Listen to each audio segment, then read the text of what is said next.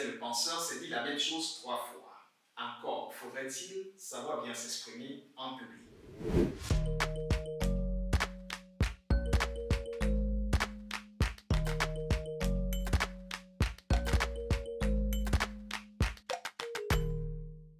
Mesdames, bonjour, messieurs, bonjour, bienvenue sur la vitrine de l'emploi, ce programme de Radio Camille pour la valorisation des savoir-faire faire et des savoir-faire de la diaspora africaine.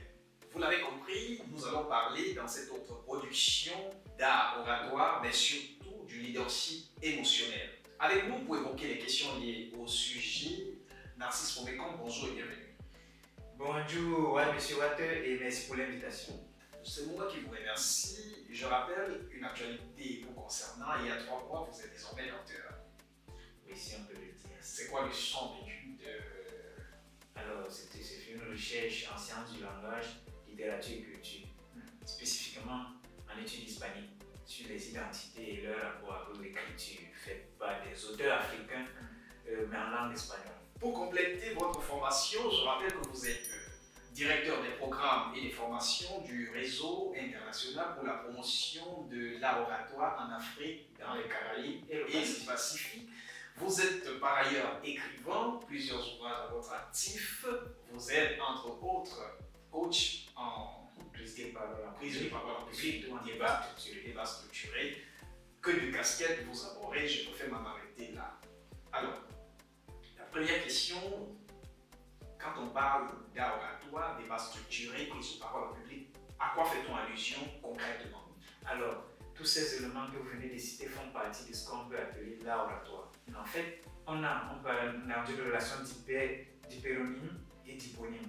L'hyperonyme peut être l'art oratoire. Plus concrètement pour celui qui nous écoute. Oui, l'hyperonyme peut être l'art oratoire et les hyponymes sont le débat structuré, la prise de parole en public qui peut être utilisée en plusieurs autres choses, même un journaliste prend la parole en public, un enseignant prend la parole en public, un avocat prend la parole en public.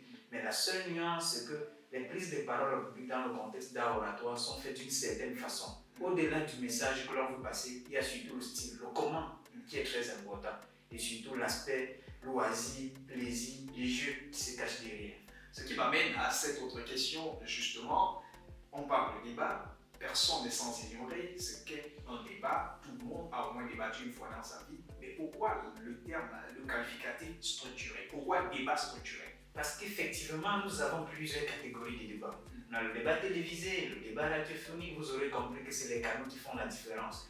On a ce qu'on appelle le master debate qui là maintenant rentre dans un contexte spécifique dans lequel nous avons des personnes qu'on peut appeler des débatteurs professionnels qui discutent sur un sujet donné qui peut être appelé motion dans le langage technique. On a toujours 2 camps, un camp pour l'affirmatif, un autre pour la négative. Et selon les formats, on peut être dans le British Parliament, le format du Beyrouth, le format de la Fédération française de débat, le format panafricain, il y en a plusieurs.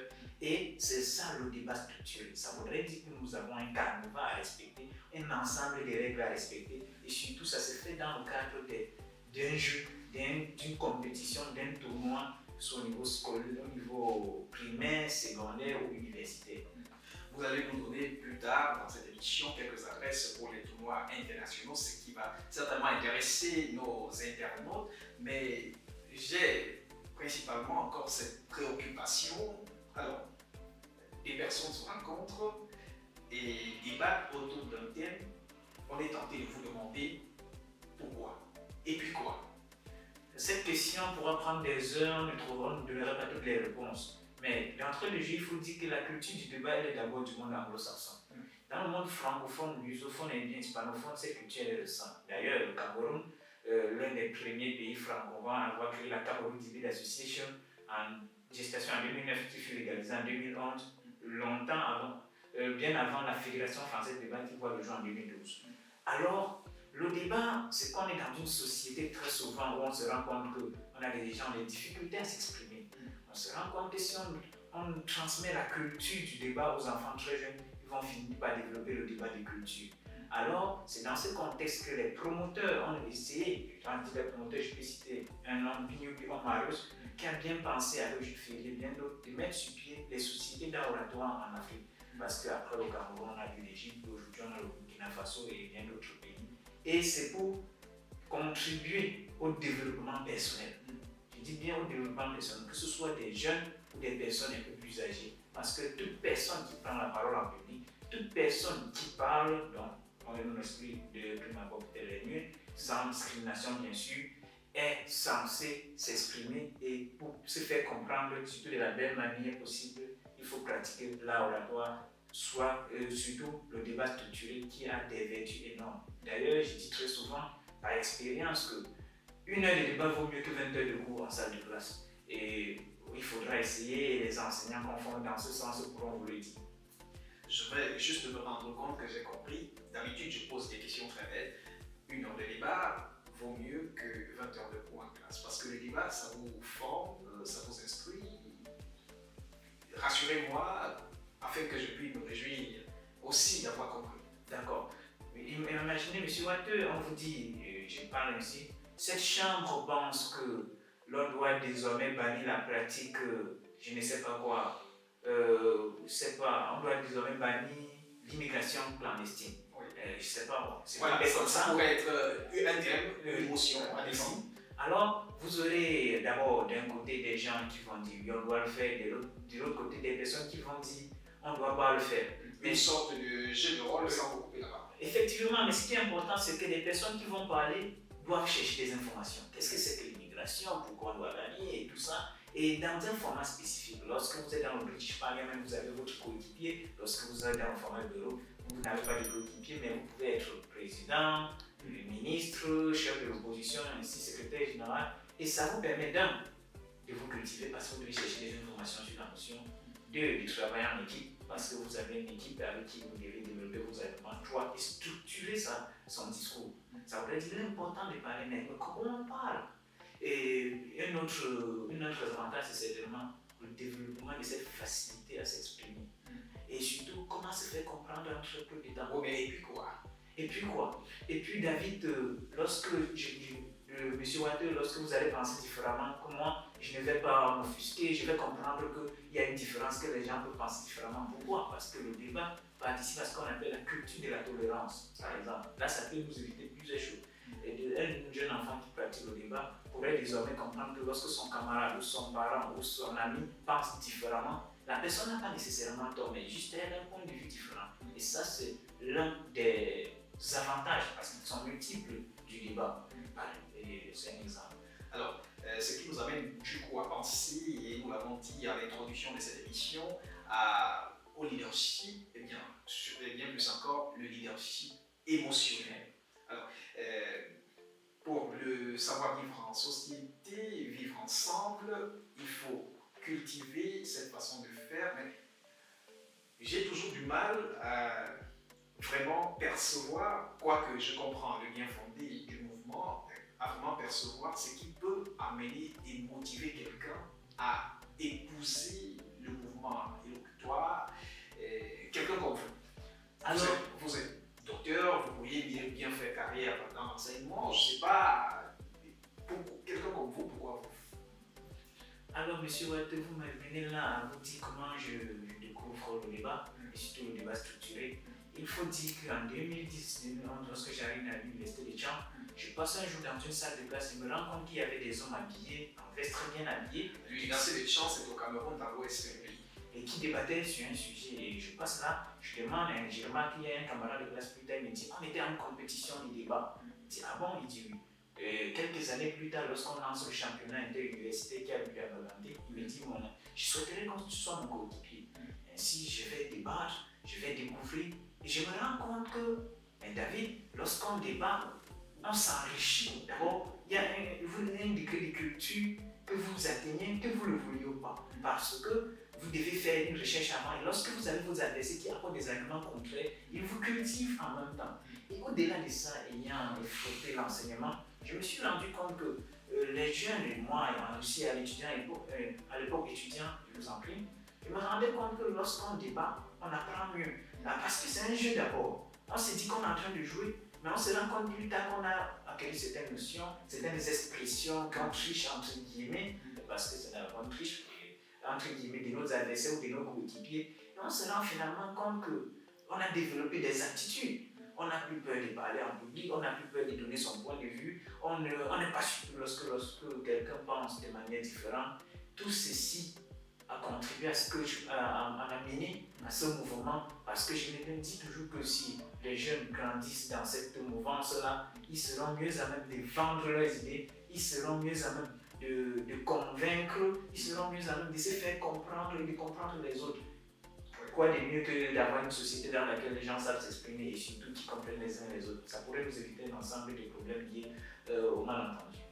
On arrive bientôt à la fin de ce programme, quoique on va faire le bref tour des mouvements élocutoires en Afrique et de par le monde et du coup les compétitions organisées dans ce domaine, cet autre domaine, l'oratoire. Mais j'ai bien envie de vous poser cette question et je m'en voudrais de ne pas le faire. Elle peut paraître bête, ne vous sentez pas obligé de répondre, mais terre à terre. Est-ce qu'on gagne de l'argent? Est-ce qu'on gagne de l'argent? Alors, M. Watteux, je dois vous dire qu'être coach en prise de parole en Gourie, en débat structuré, c'est un métier. Je ne vous cache pas, le président français, lors de sa campagne, l'actuel président, lors de sa campagne, a eu à prendre les services d'un coach en prise de parole en public, par exemple, et ça ne s'est pas fait de manière gratuite. Alors, on peut gagner sa vie. Les débatteurs professionnels peuvent gagner leur vie. J'ai cité Binyubi Marius, qui est aujourd'hui formateur des formateurs au Cameroun et fondateur de plusieurs sociétés d'oratoire. Mais je pourrais citer Wenyam Wedraogo, qui est au Burkina Faso, qui gagne sa vie avec les sociétés en enseignant même beaucoup d'oratoire dans certaines universités. D'ailleurs, nous l'avons aussi fait avec l'université Senghor d'Alexandrie, qui est comme l'une des références pour la petite histoire. Alexandrie, c'est en Égypte. Oui, pour la petite histoire, l'université Senghor d'Alexandrie organise par exemple un concours d'éloquence qui va du 5 octobre au 4 novembre et on invite les universités, les étudiants des autres universités partenaires de l'AEF à participer. Donc, voilà un ensemble de choses. Et les coachs, effectivement, lorsqu'ils font leurs services ne sont pas gratuits, on peut faire du bénévolat, mais au-delà du bénévolat, on aime bien parce qu'on forme non seulement les enseignants, mais aussi on contribue à la formation des avocats qui sont derrière les orateurs. Ça, on ne veut pas les ravir dans les dettes. Et toute personne qui veut améliorer leur prise de parole en public, et vous savez comme moi que dans cette société aujourd'hui, il faut savoir se vendre. Se vendre, ce n'est pas uniquement par les réseaux sociaux, mais aussi l'art de bien parler, l'art de bien se donner, comment dire, l'art de se vendre par le verbe. Par le verbe, et nous l'utilisons aujourd'hui, nous sommes heureux de vous avoir. Très rapidement, on va faire le tour des mouvements locuteurs en Afrique. Vous avez parlé à plusieurs reprises du Cameroun, votre pays d'origine, le mien aussi par ailleurs. Au Cameroun, quelles sont les instances, les sociétés d'oratoire qu'on a sur place et comment se comporte le mouvement? Alors, il faut d'abord faire la différence. Nous avons ce qu'on appelle les Senghor Forensic Society. Ça, c'est un terme qu'on a capté de monde anglo-saxon. C'est pour ça qu'on appelle les sociétés d'oratoire. Qui veut dire les sociétés d'oratoire, c'est comment on pourrait dire, qui sont comme des structures chargées de la promotion de l'oratoire, qui peuvent être des associations. Mais il faut faire la nuance avec les clubs de débat, qui eux, par exemple, peuvent faire partie des grands mouvements comme la Cameroun Debate Association, qui est comme la Fédération camerounaise des débats. Et au Burkina Faso, vous avez demandé de citer les uns. Nous avons les débats oratoires, et comme la Fédération des clubs de débat au Burkina Faso. Au Togo aussi, nous avons tout un mouvement au Niger, au Tchad, qui est en train de se mettre en place.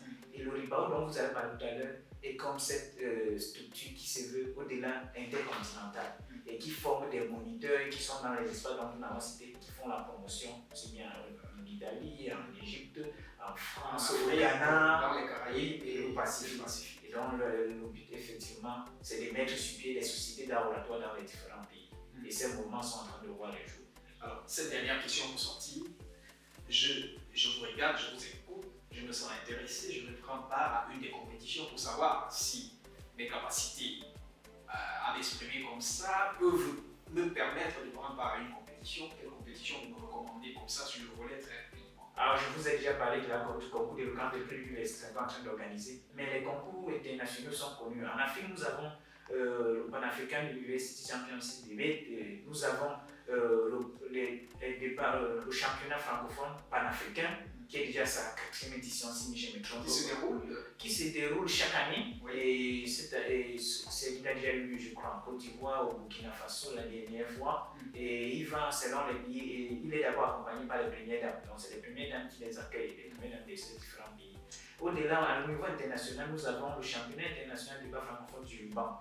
Nous avons le championnat mondial du débat qui est en anglais, qui utilise souvent le World School Championship Debate, Style Championship Debate. Donc, on a plusieurs compétitions ainsi, et que ce soit au niveau national, continental ou intercontinental. Docteur Narcisse Fomécon, à santé, chez les Swahili, ça veut dire merci. Merci à vous d'avoir fait le déplacement de nos studios. Merci à vous, et j'ai fait un coucou comme ça, mes amis, à Massalam.